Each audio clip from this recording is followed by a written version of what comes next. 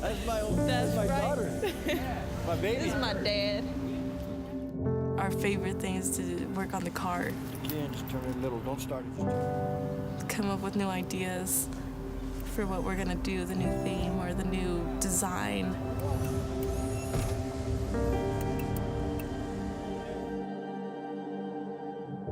Social services took us away when I was 2.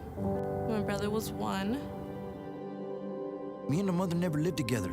I lived in Denver, she lived in Jefferson County. I just came to see my daughter. And that's when I found out they were taken away. I couldn't afford an attorney, so I go to the library, look up a little family law. It's the longest family custody battle in the history of Jefferson County. Yes, I know how hard my dad worked because he tells me constantly. I questioned myself, though, when I first got them. I was still kind of in the rough culture that I used to be back then with the homies, the gangs kind of stuff, you know. I was known as a veterano, a veteran. And Selena, this is where I kind of felt myself. She's seen this as she's grown up. It was kind of weird. I didn't think about it at the time, but, you know, having 20 uncles, those were not uncles, those were gang members. High school is hard, especially when you're coming from an environment where education is not valued. You get more respect if you're coming out of prison or juvie than you do if you're coming home with a degree. To say, I want to try something different, it doesn't feel right with yourself because you're going against your family and what you grew up with. She was getting in trouble. I was getting calls from the school, and I knew it was my fault, you know? And at that time, that's when I started getting the calling to come back to church. And I said, no more to the homeboys at the house, no more of that. And Selena started seeing that, but unfortunately, she was still kind of already in her ways. I sat down and I tried to talk to her, but it's like I'm the one who planted the seeds, you know? And one day, I got home from work and she was bloody. Cuts, bruises, blood. What's going on? I had gotten jumped. I got hurt pretty bad. That fight made me rethink the kind of life that I wanted for myself. I looked at my dad, first of all.